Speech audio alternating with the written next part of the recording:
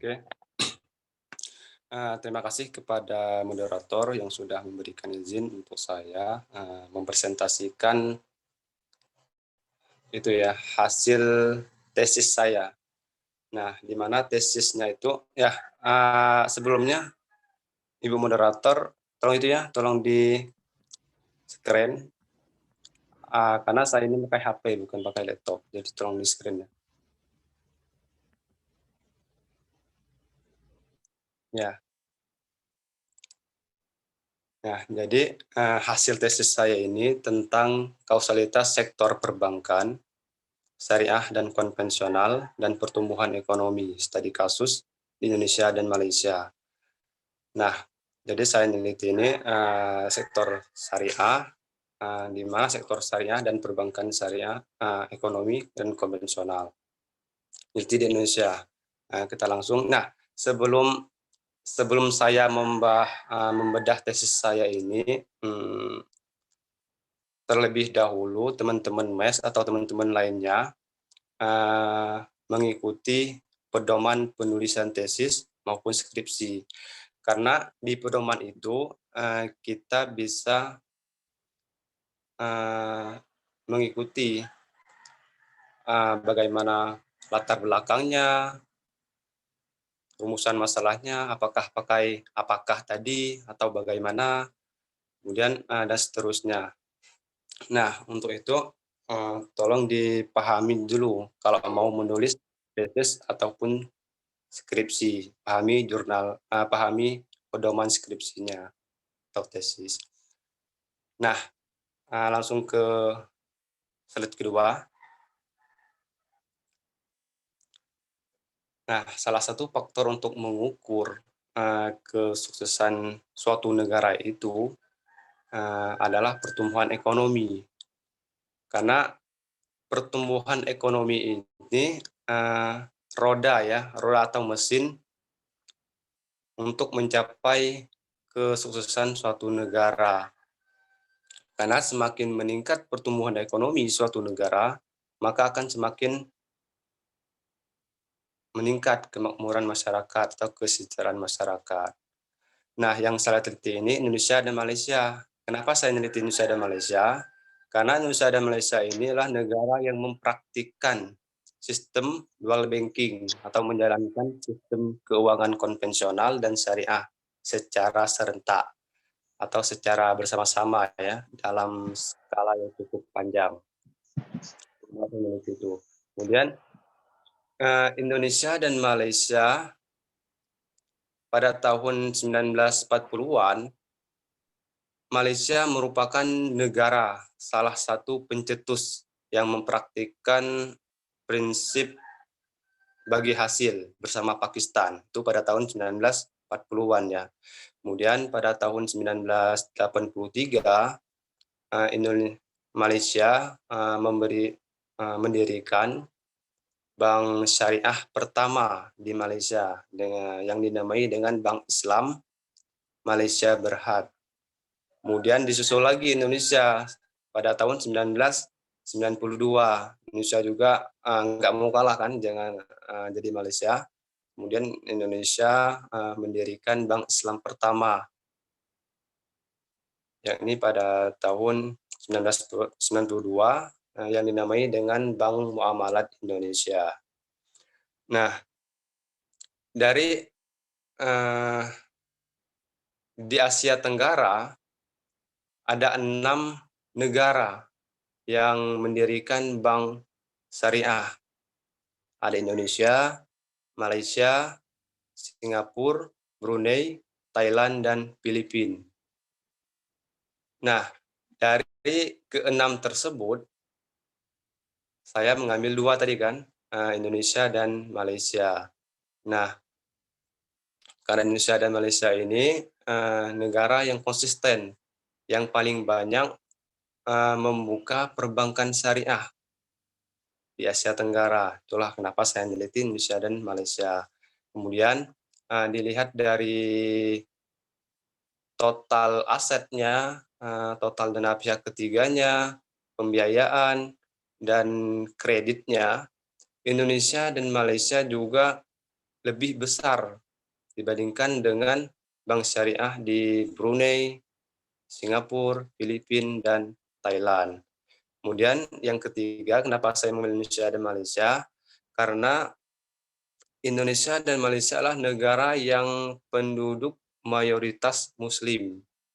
Itulah ada 3 ya alasan saya mengambil Indonesia dan Malaysia. Yang pertama itu tadi, tapi yang lebih utamanya karena Indonesia dan Malaysia adalah negara yang konsisten mendirikan bank syariah. Tuh. Kemudian salah satu faktor untuk mengukur keberhasilan pertumbuhan ekonomi adalah sektor keuangan. Nah, sektor keuangan ini meliputi pasar modal, lembaga keuangan lainnya, dan perbankan. Nah, seperti ini perbankan ya. Jadi yang ketiga. Kemudian perbankan ini merupakan sektor yang berfungsi cukup penting dalam mendorong pembangunan ekonomi suatu negara. Berarti salah satunya perbankan. Pada tahun 1998 ya, Indonesia mengalami krisis. Nah, perbankan, khususnya perbankan syariah ini, yaitu tahan banting terhadap krisis tersebut. Karena kan perbankan Indonesia mengalami krisis kan pada tahun 1998. Sedangkan bank syariah berdiri yakni pada tahun 1992. Jadi sudah berumur 6 tahun ya. Umur 6 tahun aja sudah banting terhadap krisis ekonomi pada tahun tersebut. Apalagi sekarang kan. Kemudian hubungan antara sektor keuangan terhadap pertumbuhan ekonomi pertama kali diteliti oleh Schumpeter. Nah, jadi saya mengambil teori tentang Schumpeter. Teori desis saya yang pertamanya teori Schumpeter pada tahun 1911. Jadi sudah cukup lama kan sampai sekarang. Sudah berapa tahun? Hampir 100 tahun itu. Nah, di Schumpeter ini bahwa kata Schumpeter, sektor keuangan memiliki peran penting terhadap perkembangan sektor real. Nah, kemudian diteliti lagi oleh Shaw, Gurley, Shaw, Goldsmith, McKinnon, dan yang lainnya. Nah, itu yang mendukung penelitian Schumpeter. Dan ada juga yang menolaknya atau yang menjadi kubu posisinya, yakni Robinson pada tahun 1952. Dia menyatakan bahwa sektor keuangan ini tidak sama sekali berpengaruh terhadap pertumbuhan sektor real. Dan Robinson juga didukung oleh Lucas 1998 dan Harshwat itu. Jadi kalau mau neliti itu yang kalau mau mengikuti standarisasi riset MES itu ya kita mengacu pada tesis sekarang ya. Nah, kalau mau mengacu pada tesis MES sekarang, peneliti kedepannya itu harus melihat referensi-referensinya, terutama referensi dari jurnal nasional, seperti kata Pak Gopur tadi kan. Nah, dia harus mengikuti jurnal internasional dulu. Harus ada pendukungnya dan harus ada yang menolaknya. Jadi itulah yang menjadi riset gap kalian nantinya. Lanjut ke PPT selanjutnya. Nah, ini menurut teori yang digagas pertama kali oleh Schumpeter tadi kan, ada 4 teori, ada 4 kemungkinan. Yang pertama, keuangan adalah sektor pertumbuhan ekonomi. Bukan. Yang pertama adalah keuangan adalah aspek penggerak pertumbuhan ekonomi. Yang kedua, keuangan mengikuti pertumbuhan ekonomi. Ketiga, pertumbuhan saling mempengaruhi antara keuangan dan pertumbuhan. Yang terakhir, keuangan dan pertumbuhan tidak saling berhubungan. Jadi dari 4 pendekatan ini nanti akan muncul di rumusan masalah saya. Tuh, nanti akan kita bahas selanjutnya ya. Nah, dalam literatur diproksikan 2 sektor industri perbankan, ada perbankan syariah dan konvensional. Saya fokus ke dua-duanya. Pertumbuhan perbankan syariah dapat dilihat dari total aset, total dana pihak ketiga, dan total pihak tunal pembiayaan. Sementara pada bank konvensional, itu saya meneliti tentang total aset, total dana pihak ketiga, dan total kredit. Nah, itulah saya tertarik untuk meneliti perbankan syariah dan konvensional terhadap pertumbuhan ekonomi pada tahun 2010 sampai 2019. Nah, seharusnya karena saya lulusan 2020, jadi stopnya sampai 2019 untuk menelitinya. Itu kalau mau melihat datanya. Lanjut ya. Nah, ini rumusan masalah keduanya, ada dua. Yang pertama, apakah terdapat hubungan kausalitas antara total aset, total dana pihak ketiga, total pembiayaan, dan total kredit pada bank syariah dan bank konvensional terhadap pertumbuhan ekonomi di Indonesia dan Malaysia. Nah, di rumusan masalah pertama ini secara umum ya rumusan masalah ini, tapi kalau secara khususnya apabila kita rinci, rumusan masalah ini terdapat 12 rumusan masalah.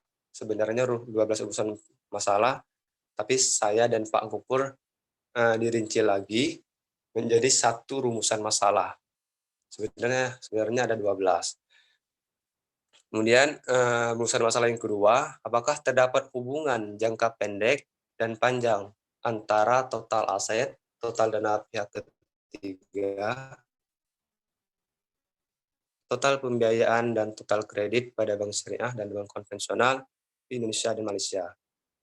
Di rumusan masalah kedua ini ada 24 pertanyaan kalau kalau dirinci ya. Jadi ada 24 pertanyaan. Secara keseluruhan berarti 1 dan 2-nya ada 36 rumusan masalah itu.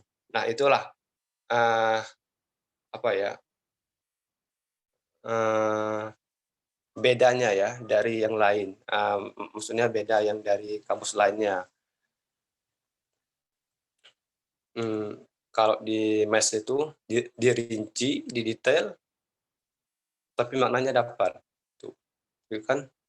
Lanjut. Nah, ini landasan teorinya, pertumbuhan ekonomi, kemudian saya kerucut lagi pertumbuhan ekonominya itu saya mengambil produk domestik bruto, atau VDB kan, kemudian perbankan syariah, perbankan konvensional. Nah, ini ada tinjauan tentang investasi. Kenapa saya ngambil investasi? Karena di rumusan masalah kedua saya itu tentang tentang tentang hubungan jangka panjang dan pendek. Kalau sudah berhubungan dengan jangka panjang dan pendek, pasti itu kan apa, ada jangka waktunya. Kalau jangka pendek kan lebih dari 1 tahun, sedangkan jangka panjang itu, lebih dari 5 tahun. Itulah kenapa saya mengambil teori investasi. Dan karena saya meneliti bank syariah juga, harus ada itunya, investasi perspektif syariahnya. Jadi harus sesuai semua dengan judul dan rumusan masalah. Lanjut. Nah, ini kajian pustaka. Kajian pustakanya semuanya lihat, saya ngambil di jurnal, kebanyakan di jurnal internasional, karena MES UIN Sunan Kalijaga itu fokus pada jurnal nasional semuanya. Nggak ada yang, kalau sudah nggak ada lagi jurnal nasional, baru dari jurnal nasional yang bereputasi, seperti Sinta 2, Sinta 3, Sinta 4 ya, itu. Jadi ini yang mendukungnya, saya mengambil teori Schumpeter. Schumpeter ini didukung oleh Gourlay, Goldsmith, MC Kinnan, Shaw, Marquez, et al. dan seterusnya, dan IUB. Kemudian ada juga yang menolaknya. Nah, di kalian tuh harus ini, kalau mau menulis skripsi harus harus ini juga, harus ditentukan, oh ini yang mendukungnya. Misalkan misalkan sandi, misalkan sandi yang neliti tentang pertumbuhan ekonomi. Nah, sandi mendukung pertumbuhan ekonomi, perbankan terhadap pertumbuhan ekonomi. Kemudian sandi itu, nelitinya pada tahun 2015. Nah, ada juga yang mendukung penelitian sandi itu, misalkan siapa di sini, misalkan Hesti. Hesti mendukung, penelitian sandi. Kata Hesti, perbankan mempengaruhi pertumbuhan ekonomi. Itu meneliti pada tahun 2017. Nah, hal yang sama lagi dengan Sandi mendukung, kata siapa lagi? Kata Pikar, penelitian Sandi dan Hesti juga saya dukung, sama dengan penelitian saya, bahwa perbankan syariah dan pertumbuhan ekonomi itu, mempengaruhi signifikan mempengaruhi. Kemudian ada juga, oh kata kata Puput, penelitian yang teliti Sandi itu dan kawan-kawannya itu tidak sesuai, tidak sama dengan penelitian saya. Nah, itu dijelaskan juga pokoknya, di kajian pustaka ini kalian harus membuatnya dalam bentuk cerita atau narasi. Jangan bentuk misalkan, kalau kita dulu kan misalnya satu ya, kalau saya ceritakan dalam bentuk per poin, misalkan poin satu apa, Sandi penelitian Sandi tentang perbankan syariah terhadap pertumbuhan ekonomi. Sampelnya apa, populasinya apa, dan memakai skala apa, kemudian hasilnya. Itu. Kemudian yang kedua lagi, Hesti, apa, dan seterusnya sampai hasil. Kemudian yang tiga, yang keempat, nah itu ada kan, tapi nggak ada ceritanya. Nah, seharusnya kalau di mes itu harus diceritain kenapa kayak gini, kenapa kayak gini. Sampai sampai sudah titik ke penelitian kita. Selanjutnya, poin lanjut. Nah, pengembangan hipotesis. Karena rumusan masalah saya ada kedua, jadi pengembangan hipotesisnya ada dua. Itu berarti harus sinkron, harus disesuaikan dengan teori, dengan bab 2 sama bab bab 1 sama bab 3 harus disesuaikan. Itu kan kebanyakan teman-teman itu kan tidak tahu kan, yang rumusan masalahnya 2, hipotesisnya ada 4. Nah, hipotesis yang keduanya mana? Di mana dapatnya? Tuh, jadi harus disesuaikan antara bab 1 sama bab 3. Tuh, lanjut. Nah, ini kerangka berpikirnya. Saya ngambil variabelnya ada 3. Kalau di bank syariah ada 3, bank konvensional ada 3. Ada aset, dana pihak ketiga, pembiayaan, dan kredit. Variabel Y-nya ada pertumbuhan ekonomi. Nah, dari yang yang apa? Yang cabang-cabang itu dan dari rumusan itu ada rumusan masalah kan. Hubungan sebab akibat itu saya masukkan ke rumusan masalah yang pertama. Kemudian, rumusan masalah yang kedua tentang hubungan jangka pendek dan jangka panjang. Nah, itu kan ada VAR atau PECM ya. Nah, kalau belum sampai ke tahap bab 4, kita belum bisa menentukan apakah kita menggunakan, model VECM atau model PAR. Nah, kita belum bisa kalau belum sampai ke tahap bab 4. Itulah kenapa saya silangkan PAR atau saya ataukan PAR atau PCM. Kemudian hasil dan pembahasan, terakhir kesimpulan, implikasi, terbatasan, dan saran. Lanjut. Nah, metode penelitian. Saya menggunakan pendekatan kuantitatif. Penelitiannya sengaja mengambil populasi ya, bank syariah, bank konvensional, dan pertumbuhan ekonomi. Pada tahun 2010 dan 2000 sampai 2019. Nah, kenapa saya mengambil triwulan? Itu kan adalah triwulan kan, data triwulan periode 2010 sampai 2019. Nah, data kita itu, misalkan kita sudah masuk data ya, sudah masuk mulai bab 4, harus sesuai. Misalkan saya neliti perbankan syariah dan perbankan konvensional. Perbankan syariah dan perbankan konvensional itu datanya ngambil di SPS ya, kalau di Indonesia. Kalau di Malaysia itu web apa ya, lupa aku. Itu kalau Bank Indonesia itu SPS, Statistik Perbankan Syariah. Nah, di SPS itu setiap setiap apa ya, setiap bulan itu dicantumkan datanya. Misalkan pada bulan Januari 2019 total aset sebesar 200 miliar.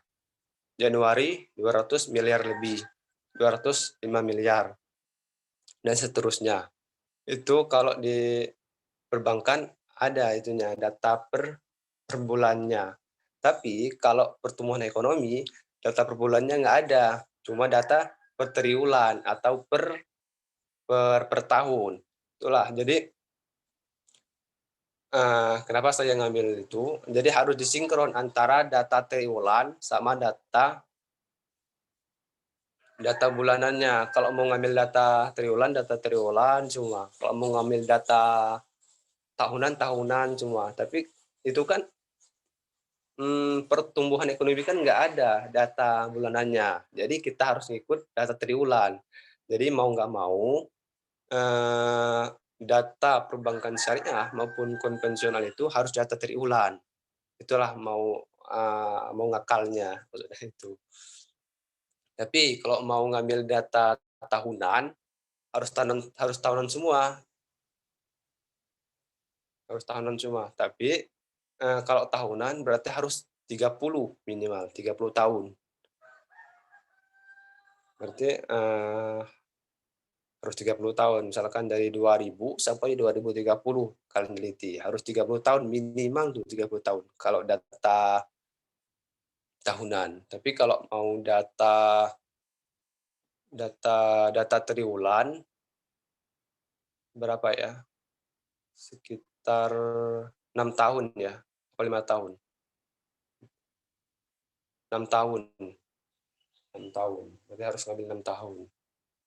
Kalau data bulanan banyak, dari pokoknya dalam penelitian itu datanya harus minimal 30. Kalau lebih dari 30 bagus, kurang dari 30 harus ditambah lagi eh, tahunnya. Tuh. Lanjut. Oh ya, belum. Untuk menentukan model belum ya. Untuk menentukan model analisis yang dipakai, maka kita terlebih dahulu menentukan apakah data kita itu stasioner di tingkat level atau tidak. Nah, bentuk model PAR itu ada 3. Ada unrestricted PAR, PECM, dan struktural PAR. Tuh, jadi kalau saya pakai PCM karena data saya ini tidak stasioner di tingkat level, tapi stasioner di tingkat first difference dan second difference. Tuh, kalau unrestricted PAR itu dia itu stasioner di tingkat level. Kalau struktural juga stasioner tingkat level, tapi dia tuh lebih tinggi stasionernya dibandingkan dengan unrestricted PAR. Lanjut. Nah, ini uji analisis PAR. Ini ada 8 uji yang saya teliti. 8 uji ini harus ditentukan semua dalam tesis atau penelitian kita. Tapi yang lebih pentingnya ada 4 uji yang lebih pentingnya. Ada uji stasionaritas data, uji kointegrasi, uji kausalitas Granger, dan estimasi model PCM. Kita lebih dahulu membahas uji stasionaritas data. Nah, kalau kalian belum menemukan hasil uji stasionaritas data ini, maka kalian tidak bisa menentukan apakah menggunakan model PAR atau menggunakan model PCM. Harus ditentukan dulu model uji standarisasi datanya. Kemudian uji kointegrasi. Uji kointegrasi ini bertujuan untuk mengetahui hubungan jangka panjang saja, nggak hubungan jangka pendek, tapi hubungan jangka panjang saja. Apakah dia ini berpengaruh variabel X berpengaruh nggak terhadap variabel Y dalam jangka panjang, yaitu uji kointegrasi. Sedangkan uji kausalitas Granger ini menentukan hubungan kausalitasnya, apakah hubungannya satu arah atau dua arah atau tidak mempunyai sama sekali. Itu ada pada uji kausalitas Granger. Kemudian estimasi model PCM. Ini kan nanti termasuk dalam rumusan masalah saya kedua, uji PCM. Karena uji PCM ini menentukan hubungan jangka pendek dan jangka panjang. Apakah bank syariah ini atau bank konvensional berhubungan nggak dengan pertumbuhan ekonomi dalam jangka panjang atau jangka pendek. Lanjut. Nah, ini pembahasannya. Berarti yang pertama tadi rumusan masalah pertamanya hubungan kausalitas antara total aset, total dana pihak ketiga, total pembiayaan, dan total kredit pada bank syariah dan bank konvensional terhadap pertumbuhan ekonomi Indonesia dan Malaysia. Nah, saya mengacu pada uji kausalitas Granger. Ini menurut teori Schumpeter tadi ya, yang ada 4 pendekatan tadi. Nah, itu saya mengacu pada teori Schumpeter. Ini total aset terhadap PDB pada Bank Syariah Indonesia itu satu arah, cuma satu arah. Kemudian pada Bank Syariah Malaysia satu arah, bank konvensional satu arah, dan bank konvensional Malaysia itu tidak mempunyai arah sama sekali. Nah, ini ada dua arah, yaitu bank total kredit terhadap PDB pada bank konvensional Indonesia itu mengalami dua arah. Berarti total kredit terhadap PDB-nya mempengaruhi, PDB terhadap total kreditnya juga mempengaruhi. Itu dua arah. Kalau satu arah kan cuma satu arah doang, misalkan total aset terhadap PDB itu satu arah. Tapi PDB terhadap total aset itu tidak satu arah atau sebaliknya. Lanjut. Nah, di pembahasan yang lebih uniknya di MES ini itu kan kebanyakan teman-teman yang meneliti atau sudah meneliti kewalahannya di pembahasan. Kalau interpretasinya kan nggak banyak menguras pikirannya, tapi kalau pembahasan harus dimaksimalkan pikirannya. Karena di pembahasan itu, mmm, kita harus tahu dulu kan investasinya gimana, kemudian kenapa dia mengalami signifikan atau tidak signifikan, harus dijelaskan, kenapa dia tidak mengalami, kemudian juga diperkuat lagi dengan teori. Oh, teori Schumpeter menyatakan sejalan dengan teori teori pertumbuhan ekonomi. Menurut saya kan itu. Kemudian kalau sudah selesai di teori, maka diperkuat lagi dengan penelitian-penelitian terdahulu. Berarti harus ada empat empat poin di pembahasan ini yang harus kalian eh, jelaskan atau kalian teliti nanti. Yang pertama interpretasinya gimana, eh, kemudian mengapa dia mengalami signifikan atau tidak signifikan, atau berpengaruh atau tidak berpengaruh. Kemudian eh, teorinya apakah sejalan atau tidak. Terakhir referensinya atau telah pustaka ya, apakah sesuai atau tidak. Gitu. Nah, di penelitian saya, ini hasil penelitian Bank Syariah Indonesia dapat disimpulkan bahwa terdapat hubungan kausalitas satu arah antara variabel total aset, total dana pihak ketiga, total pembiayaan terhadap variabel VDB atau sebaliknya. Kemudian, nah, yang di bab 4 juga kalian bikin narasi atau cerita biar lebih menarik, biar lebih apa ya, biar lebih teman-teman kalian itu lebih mudah untuk membacanya. Kebanyakan teman-teman itu kan kalau sudah di ACC penguji, sudah nggak masalah apakah penelitiannya itu berbobot atau tidak. Tapi harapan saya untuk teman-teman semua yang dari MES ini harus lebih itu lebih bagus lah, lebih berbobot lah. Narasinya harus jelas. Kata Bu Pur tadi kan SPOK-nya, jangan SPO doang, jangan SP doang, tapi nggak ada O dan K-nya. Harus ada. Nah, harus ada SPOK-nya. Kalau nggak mampu SPOK-nya, cukup SPO saja. Tuh. Nah, ini juga kebanyakan teman-teman mungkin di sini belum tahu ya, dalam menulis karya ilmiah atau penulisan makalah dan lainnya, dalam satu paragraf itu minimal 3 kalimat. Karena kan sebagian teman-teman itu menulis satu paragraf 1 kalimat, satu paragraf 2 kalimat.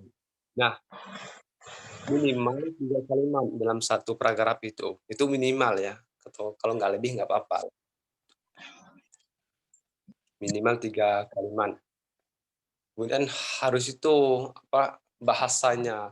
Kita kan sudah penelitian tesis ya, bahasanya mmm, harus baguslah, harus bahasa yang dipahami dan mudah. Jangan bahasa yang nggak dipahami, atau bahasa ilmiah, tapi cukup, nggak dipahami oleh teman-teman. Jangan kayak gitu.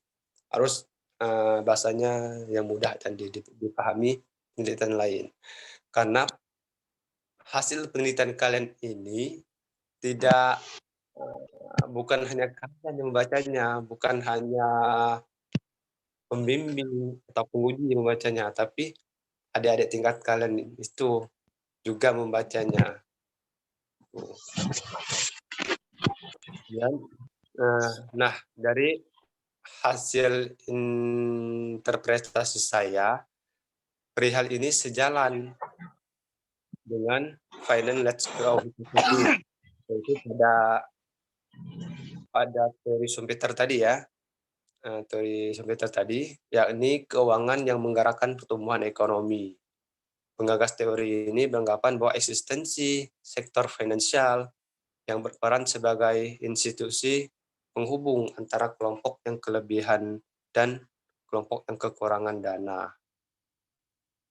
Kemudian juga, penelitian saya juga didukung oleh RAMA 2011, 2013, Aristis dan Demetris, Horizon et al., Black Punahung, Su, Pes dan Atma, dan terakhir Rizky dan Fahrudin 2015. Tuh, jadi harus harus secara apa ya, secara konsisten kalau mau menulis penelitian ini. Lanjut. Nah, ini juga tadi kan yang apa ya, yang satu arah. Nah, sekarang yang dua arah ini. Pada hasil penelitian Bank Konvensional Indonesia dapat disimpulkan bahwa terdapat hubungan kausalitas dua arah antara variabel total kredit terhadap variabel PDB ataupun sebaliknya. Perihal ini sejalan dengan teori directional causality, yaitu teori yang digagas Sumpeter tadi. Nah, hipotesis ini mengungkapkan bahwa menggerakkan perkembangan ekonomi yang tinggi melalui kemajuan informasi pada teknologi, inovasi, produk, dan jasa. Dan juga didukung oleh penelitian Odedokun, Demetris dan Hussein, Waintel, Habibullah, Munalmis, dan Ingrid. Kemudian ada juga yang tidak mengalami satu arah maupun dua arah. Itu hasil penelitian pada Bank Syariah Malaysia dan Bank Konvensional Malaysia. Perihal ini sejalan dengan teori The Independent Hypothesis, yaitu tidak memiliki hubungan kausalitas antara keuangan dan pertumbuhan ekonomi. Nah, dari ketiga tersebut saya mengacu pada teori Schumpeter. Lanjut. Ini rumusan masalah yang kedua. Kalau rumusan masalah yang kedua, berarti pembahasannya harus ada dua juga. Jangan pembahasannya ada tiga. Jadi nggak konsisten.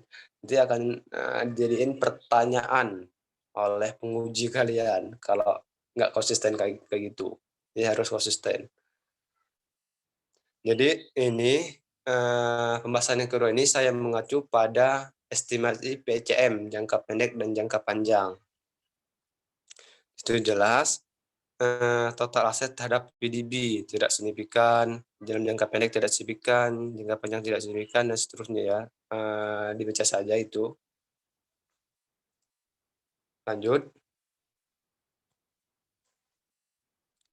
Nah, berdasarkan hasil pengujian Bank Syariah Indonesia dapat disimpulkan bahwa variabel total dana pihak ketiga signifikan terhadap variabel PDB dalam jangka panjang. Sementara variabel total aset dan total pembiayaan tidak signifikan terhadap pertumbuhan ekonomi dalam jangka panjang. Kemudian, nah ini harus dibikin sebagus mungkin ya, narasi dan deskripsinya. Harus menyambung dari umum ke khusus. Kemudian pada Bank Syariah Malaysia, variabel total aset dan total pembiayaan signifikan terhadap variabel PDB dalam jangka panjang. Di sisi lain, di sisi lain kan itu kan tadi kan ada kemudian, di sisi lain itu kan intinya sama, tapi bahasanya apa ya? Bahasanya kita gantilah biar biar bagus itu. Ada kemudian, ada selanjutnya, ada sisi lain. Pokoknya terserah kalian lah mau mau bikin bahasa yang mana. Yang penting alur ceritanya nyampai gitu. Di sisi lain, pada Bank Syariah Indonesia dan Malaysia dapat disimpulkan juga bahwa variabel total aset, dana pihak ketiga, dan total pembiayaan tidak signifikan terhadap variabel PDB dalam jangka pendek. Pada Bank Konvensional Indonesia dapat disimpulkan bahwa variabel total kredit signifikan terhadap variabel PDB dalam jangka pendek, sementara variabel total aset dan dana pihak ketiga sebaliknya.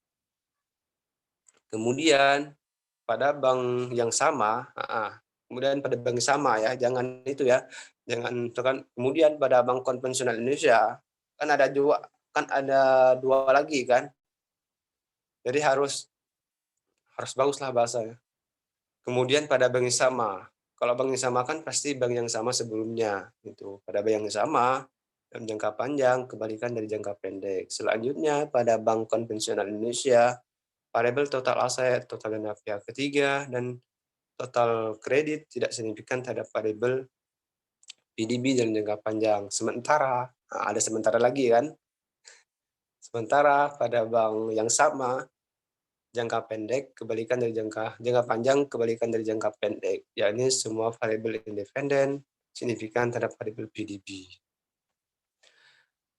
Nah, ini teorinya ya, yang paragraf yang ketiga. Apabila variabel independen signifikan terhadap variabel PDB dan terhadap variabel dependen atau variabel Y, maka sejalan dengan teori investasi.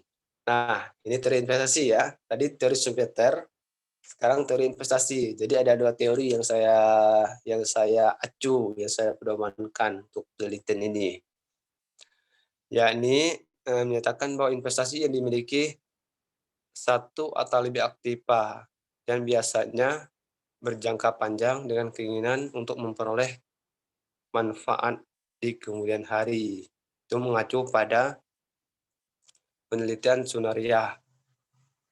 Lanjut, dan juga Adam Smith ya. Dari Adam Smith yang saya teliti pertamanya.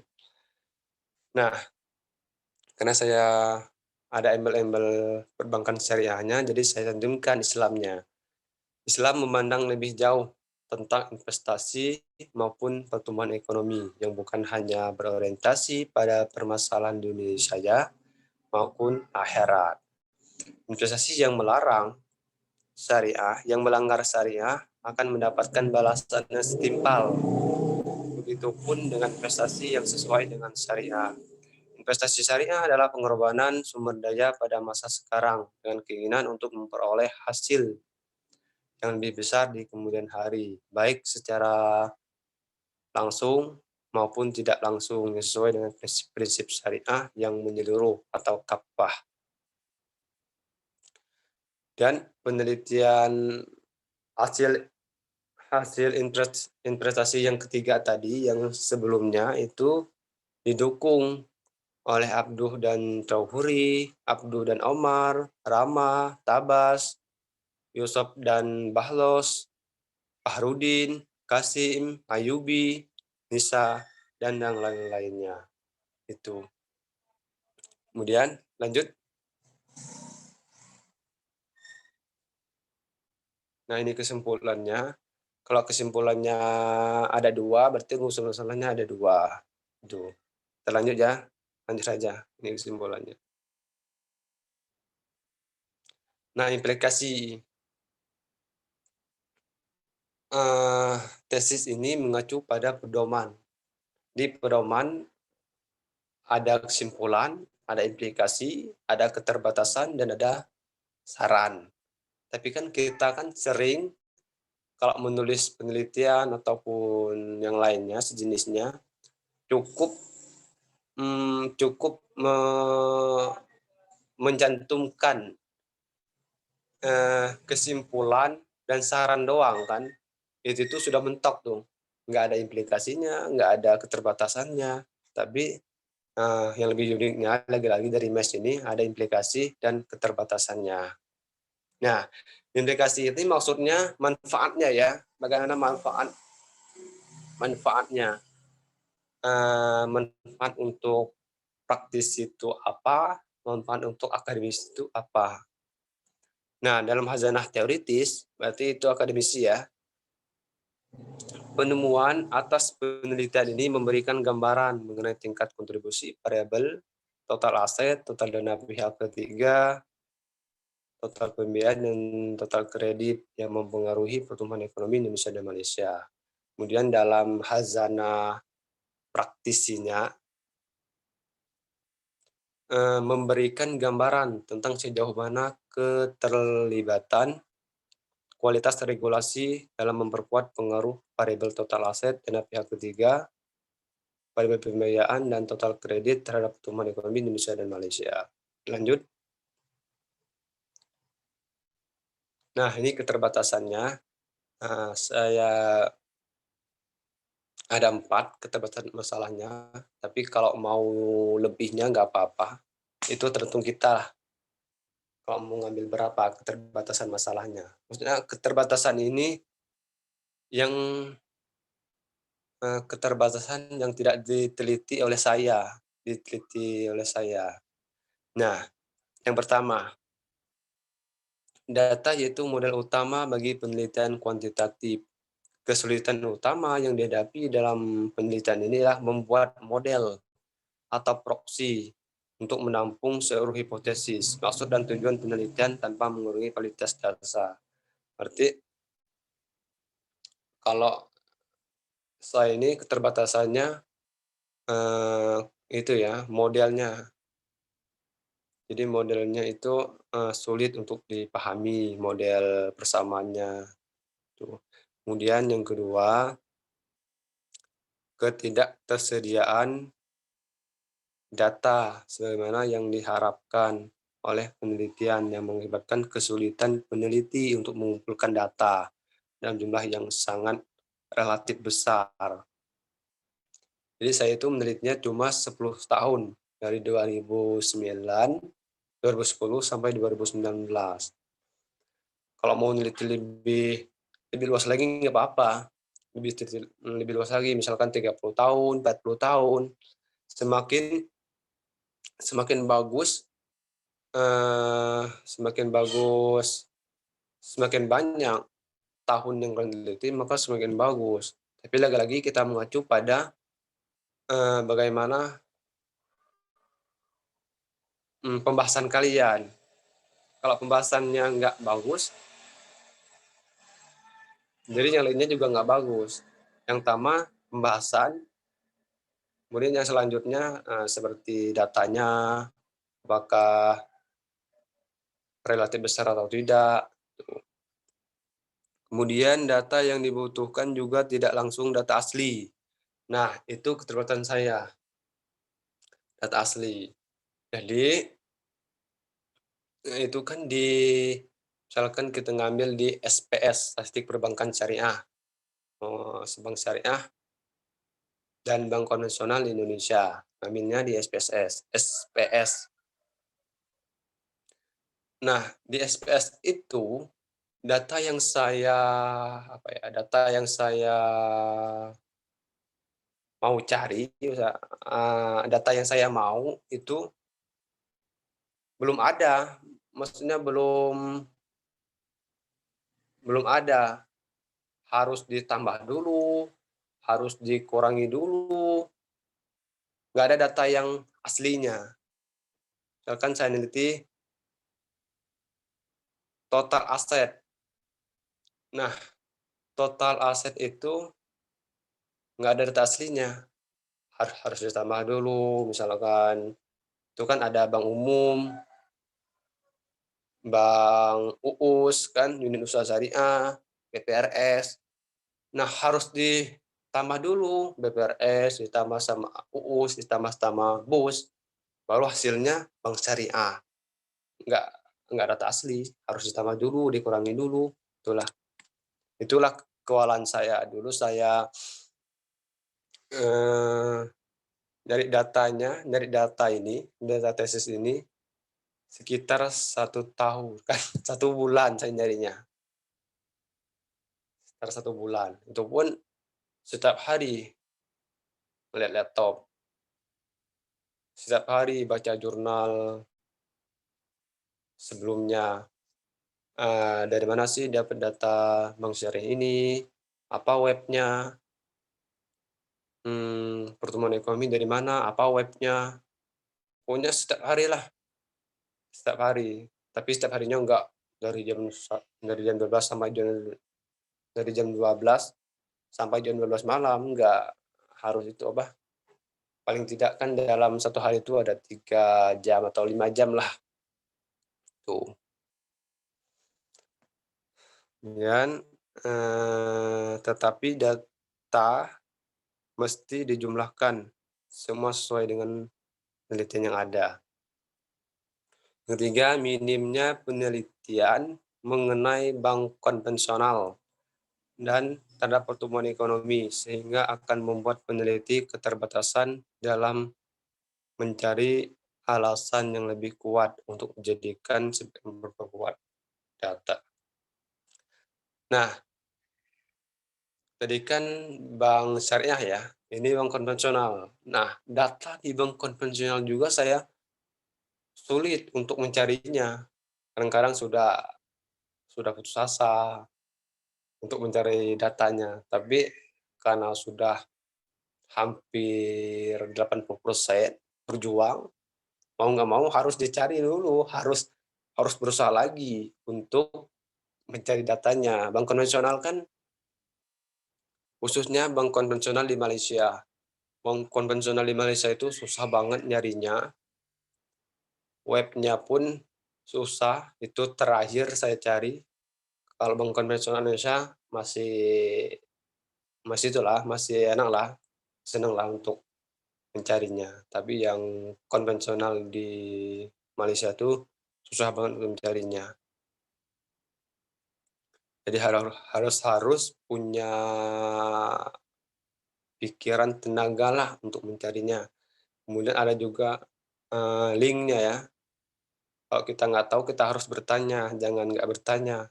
Itulah, kesalahan terbesar teman-teman itu tidak mau bertanya, nggak mau bertanya kepada teman-teman, itu kesalahan terbesar teman-teman. Jadi harus bertanya, kalau nggak bertanya dari mana kita dapat informasi? Bertanya kepada dosen-dosen juga, bertanya kepada teman-teman yang lebih tahu, atau senior-seniornya. Yang keempat, penelitian ini 4 kali olah data, berarti 4 kali olah data, bukan sekali olah data, 4 kali olah data. Saya ngolah bank syariah terhadap pertumbuhan ekonomi di Indonesia, itu pertama. Bank syariah di Malaysia, itu yang kedua. Bank konvensional di Indonesia, bank konvensional di Malaysia, pokoknya 4 kali olah data. Sudah kewalahan juga sih ngolah datanya. Sehingga penelitian keterbatasan dalam menggabungkan dan menjelaskan maksud dari hasil. Nah, kalau sudah diolah data di keempatnya, kemudian saya juga gabungkan mana yang hasil olah pertamanya itu nggak sesuai kayak gini, bagaimana cara menginterpretasinya, kemudian olah data yang keduanya beda lagi yang olah pertamanya, harus diinterpretasi juga, pokoknya banyak di 4 nanti kalian. Kalau mau kalau kalian mau, neliti bener-bener. Lanjut. Nah, sarannya ada 4. Penelitian selanjutnya ini boleh dijadikan untuk neliti ya. Kalau kalian mau meneliti untuk mau melanjut penelitian saya, boleh kalian lihat saran-sarannya. Penelitian selanjutnya dapat dikembangkan melalui beragam model, penambahan variabel, dan juga peningkatan jumlah data yang lebih besar, agar penelitian mendatang dapat menghasilkan generalisasi yang berlaku umum. Kemudian juga kalau mau menambah, ditambahkan variabel tata kelola negara atau variabel makroekonomi sebagai variabel moderasi. Nah itu kalau kalian mau meneliti lagi, kalian harus menambahkan variabel moderasi dengan mengacu pada variabel tata kelola dan variabel makroekonomi.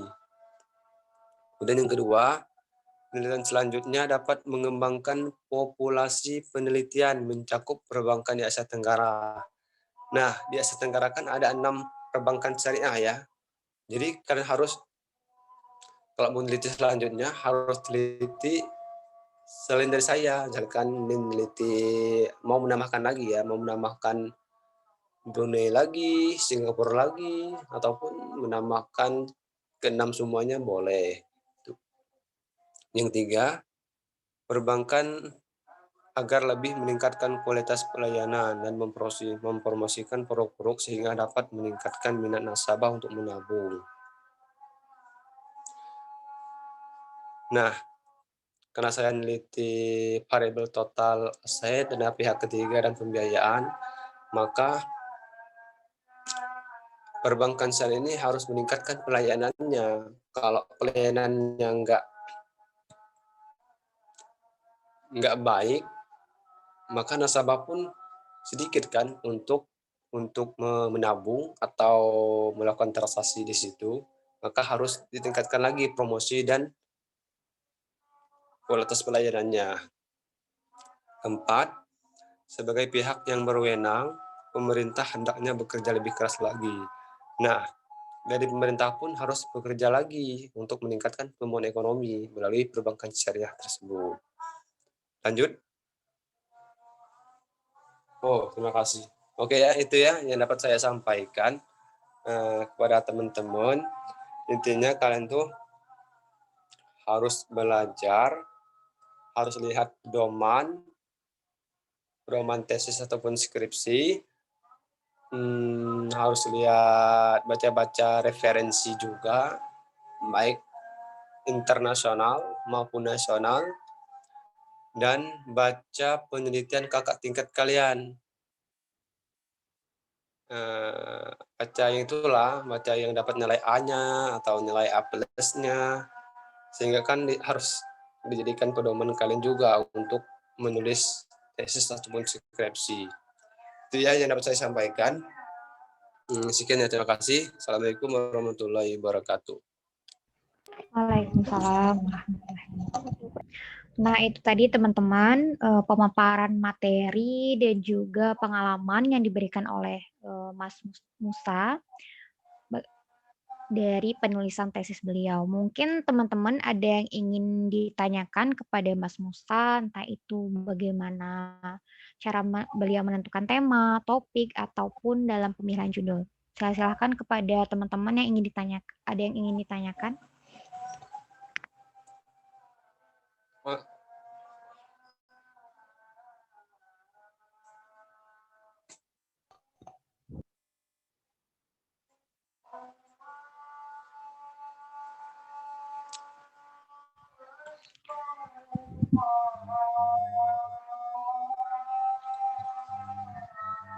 Halo, Assalamualaikum. Ya, Waalaikumsalam. Silakan Mbak Iklima. Ya, sebelumnya Assalamualaikum itu terima kasih kepada Nisa ya, sampaikan materi yang sangat indah. Di sini saya tuh penasaran gitu, sama judul tesisnya kakak itu ide awal mula yang pas yang menentukan judul itu bermula dari baca apa gitu, apa terinspirasi dari apa gitu maksudnya. Kemudian tadi dijelaskan ya berbagai problem-problem gitu. Itu estimasi waktu untuk menyelesaikan tesis kakak itu berapa bulan sih gitu? Kalau boleh tahu. Terima kasih Mbak Oke, saya jawab ya.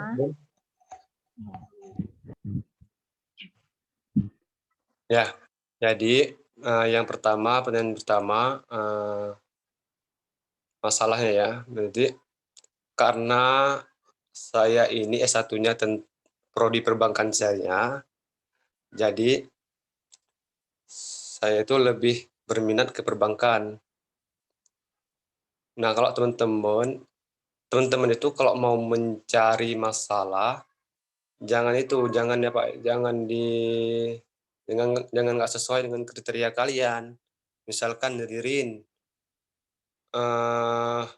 S1-nya akuntansi, masa mau meneliti tentang perbankan, telitilah tentang perusahaan, tata kelola negara, atau perusahaan saham kan, itu bisa diteliti.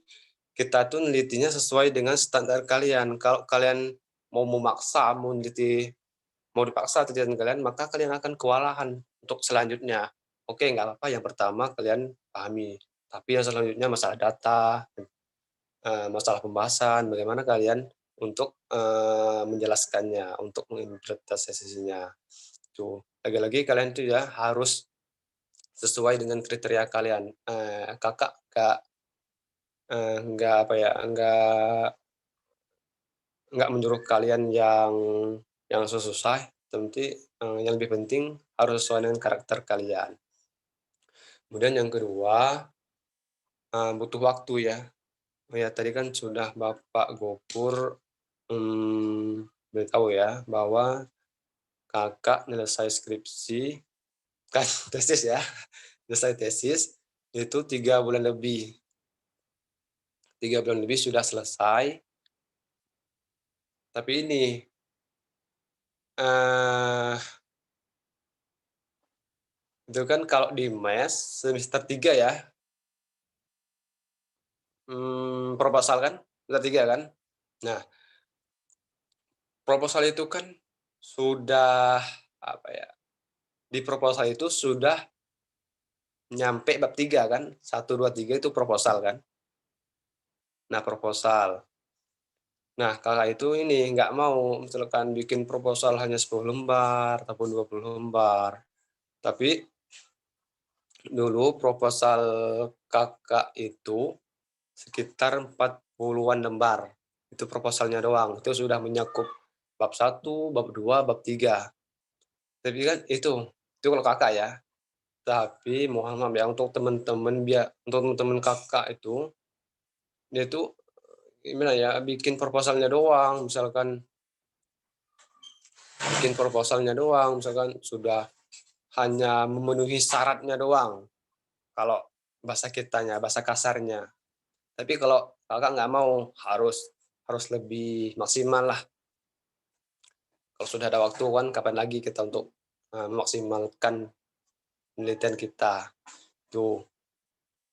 Nah, di proposal itu, saya sudah proposal, ajukan kepada dosen pengampunya Pak Sapik kalau dulu, sekarang nggak tahu. Sekali revisi langsung di-ACC, langsung diajukan kepada Bu Herin dan Pak Gofur.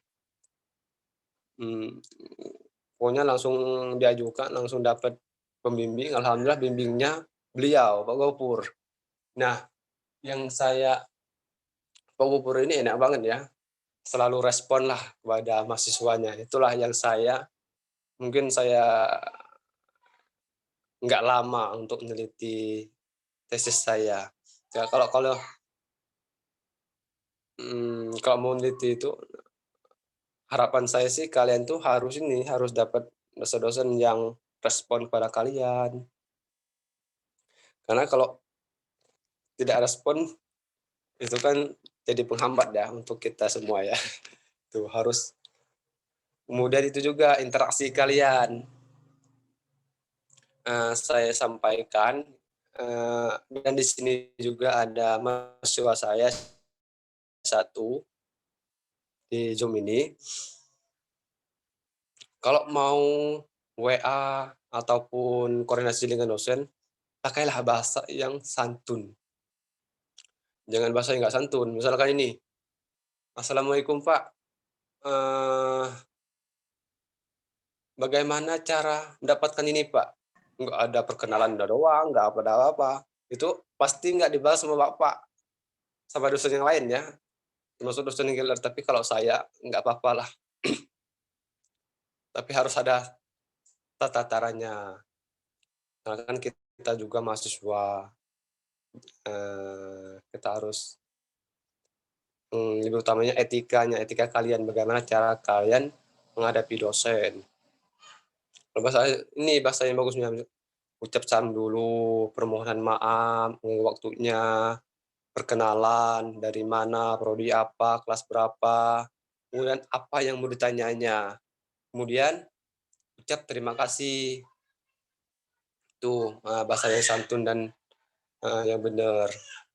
Jangan bahasa yang langsung pertanyaan itu bakal nggak dibalas dosen. Kemudian ini khusus untuk yang lagi ngerjain tesis ataupun skripsi. Kalau dosen yang nggak di kalau dosen yang nggak membalas chat kalian tuh, kalian jangan pesimis dengan putus asa. Cukup enjoy lah. Pokoknya kalian kerjalah tugas yang kalian selesaikan. Misalkan Sandi, WA Pak Gopur hari ini, mau nanya masalah tesis, bimbingan. Bisa bimbingan nggak Pak? Gitu kan, kalau bahasanya. Kemudian nggak dibalas Pak Gopur kan, 1 hari, 2 hari, 3 hari. Jangan pesimis, jangan putus asa. Harus tegar lah. Kemudian salah satunya doa. Berdoa juga kita tuh. Minta doa sama orang tua, teman-teman, sama keluarga. Karena doa itu penting. Itu ya. Nah, untuk mencari data yang tadi, saya mencari waktunya hanya 1 bulan. Iklimah. Hanya 1 bulan, itu pun 1 bulannya sudah cepat ya itu hitung ya. 1 bulan, lamanya di bank konvensional Malaysia. Tapi kalau yang bank syariah Indonesia, konvensional Indonesia kan sudah tahu kita linknya. Ngambil link SPS, itu doang. Tapi kalau bank di Malaysia kan susah untuk jadi linknya. Harus koordinasi dulu sama teman-teman kita. Barangkali teman-teman kita ada punya link kan, ataupun punya dosen gimana. Tuh. Itu ya Iklimah. Oke Kak, terima kasih banyak. Mbak Ririn, saya boleh nanya Mbak? Iya, silahkan Mas Andi bertanya. Pertanyaan yang agak ini ya menggelegar supaya kita nggak ngantuk. Kayak mulai ngantuk ini Mas.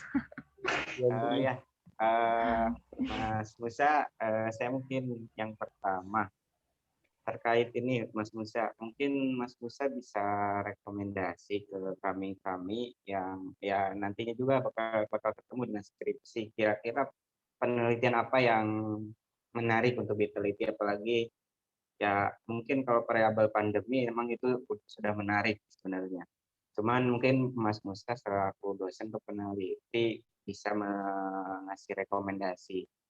Terus masih di yang pertama yaitu tentang bagaimana parafrase yang digunakan oleh Mas Musa.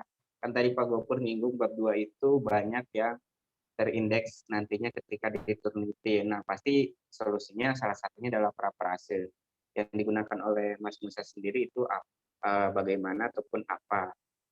Nah, ini yang kedua, Mas Musa ini agak kita bicaranya mungkin karena di sini enggak, walaupun ada mahasiswa S1, tapi kami yang di S2 mungkin lebih sharing strategi Mas Musa ketika setelah ya jelas tadi Pak Gopur nyinggung juga salah satu lulusan PEBI itu salah satunya adalah jadi dosen. Nah, Mas Musa strategi dan langkahnya seperti apa? Karena setahu saya Mas Musa setelah beres skripsi itu sudah langsung dapat 2 kampus.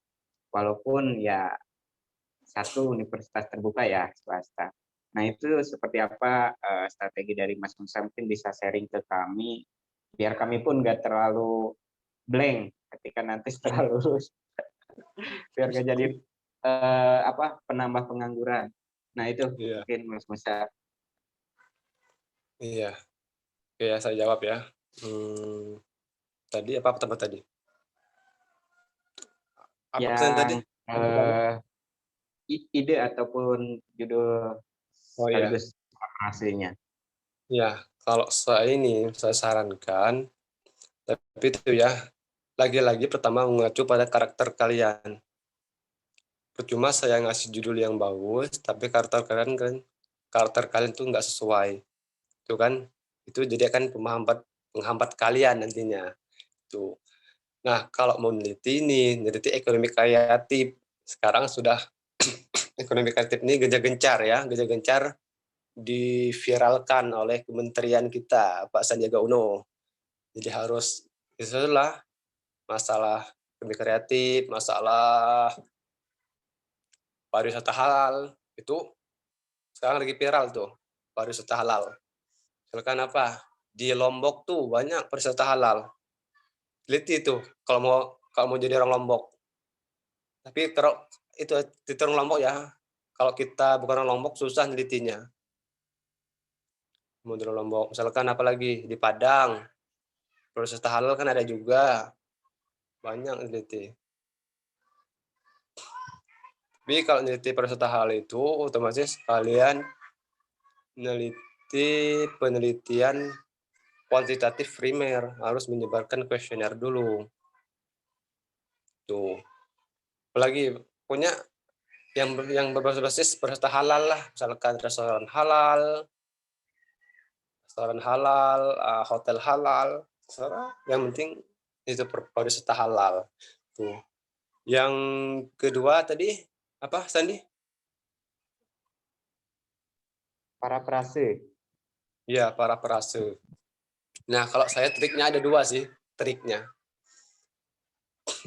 Semoga kalian bisa mengikuti. Yang pertama, kalau trik pertama itu trik jadul sih, trik yang menurut pikiran saya juga. Misalkan ini, misalkan kata, saya mempersi kata ya. Kalau katanya harus, berarti diganti mesti. Itu kalau saya. Bahkan kalau persamaan, pokoknya persamaan itu. Misalkan pertumbuhan, berarti diganti perkembangan, parafrasenya. Kesejahteraan, berarti diganti kemakmuran. Tuh, jadi kita tuh harus memperkaya kosakata. Kalau kosakatanya nggak apa ya, kalau kita tidak memperkaya kosakata, maka susah untuk tembus ke plagiat. Apalagi Mas Win suka tuh sudah 20% ya, maksimal ya, 20%. Kemudian trik yang kedua, ini trik kalimat, tadi kan trik per kata, ini trik per kalimat. Saya itu ini, kalau bahasa bukunya kan bagus bahasa buku kan. Nah, kita sesuaikan, maknanya sama tapi bahasa kita. Misalkan kalau di bahasa buku, negara yang sudah mempraktikkan sistem dual banking secara bersamaan dalam skala yang cukup panjang. Nah, coba kita bahasa kita, tapi bahasanya maksudnya sesuai dengan buku. Misalkan ini, Indonesia dan Malaysia adalah negara yang mempraktikkan sistem dual banking secara serentak dalam waktu yang cukup lama. Itu. Kemudian ini juga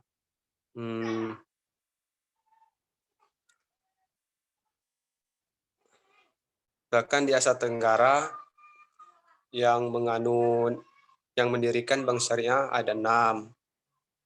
Kalau bahasa buku ya, ada Indonesia, Malaysia, Filipina, Thailand, dan selainnya, dan sebagainya. Nah, kalau bahasa kita, bahkan negara di kawasan Asia Tenggara yang melaksanakan atau mendirikan perbankan syariah sebagai berikut, apa Indonesia, Malaysia, pokoknya maksudnya sama tapi bahasa kita. Tuh, insya Allah plagiatnya nggak plagiat lah, nggak terdeteksi plagiat kita. Tuh. Kemudian pertanyaan terakhir, dosen ya. Saya wisuda Maret 2021, wisuda periode kedua. Kemarin kan wisuda periode ketiga kan? Nah, saya wisuda periode kedua. Maret, wisuda, awal Maret kalau salah. Pertengahan Maret saya sudah dapat job, baik di EN maupun di UT. Saya juga ini, intinya kita itu berusaha dulu. eh,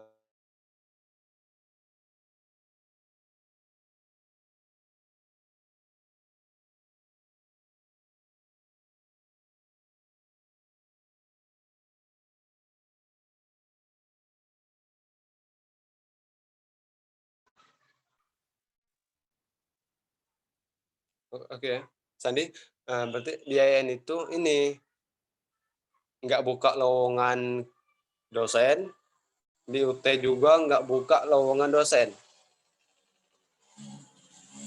Tapi saya tetap optimis. Harus bikin lamaran, harus diisi, pokoknya harus disebarkan. Itu prinsip saya. Nggak apa-apa lah. Yang penting kita berusaha dulu. Di IAIN tuh nggak ada buka. Pokoknya saya daftar, kemudian langsung daftar sekitar tapi saya daftar di IAIN tuh pakai SKL. Karena belum wisuda kan, pakai SKL saya. PSL. Saya lamar di IAIN bulan Januari, lamar awal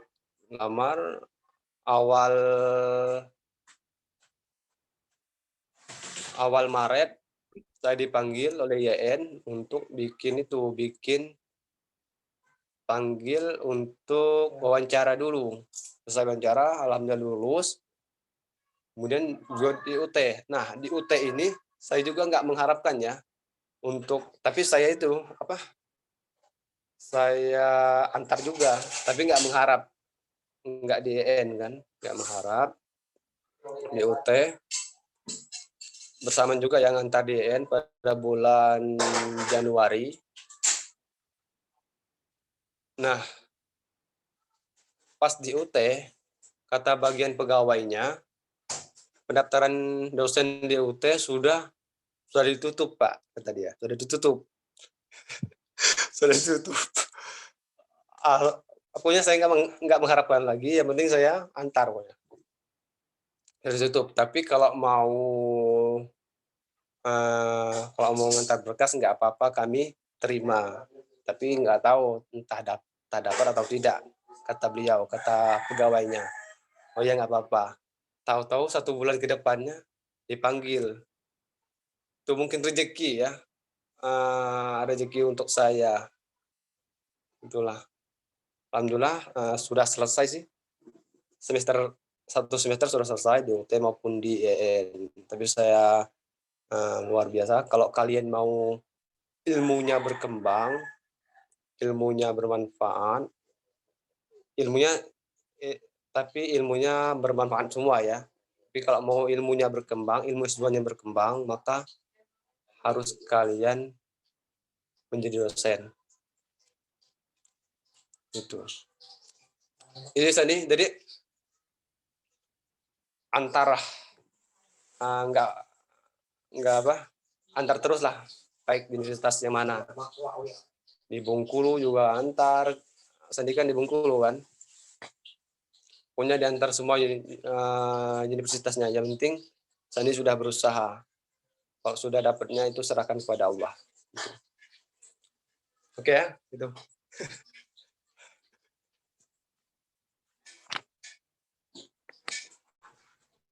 Nah, gimana Mas Sandi, udah puas sama jawabannya? Cukup, Mbak. Oh, cukup. Nah, gimana teman-teman yang teman-teman Mungkin yang lain gimana? Mungkin Mas Koku mau bertanya. Ada yang ingin ditanyakan lagi teman-teman, mengingat waktu udah sangat-sangat siang sekali, udah 12.25 kalau di jam saya. Iya. Ya. Nah, itu gimana teman-teman? Masih ada yang ditanyakan lagi atau kita cukupkan sampai di sini aja diskusinya? Nah itu ya, kalau kalian mau field thesis saya kasih ke Sandy nanti ya. Sandi ya. Sandi. Kalau mau tak saya kasih ke Sandi lah. Kalau mau lihat thesis saya. Tunggu.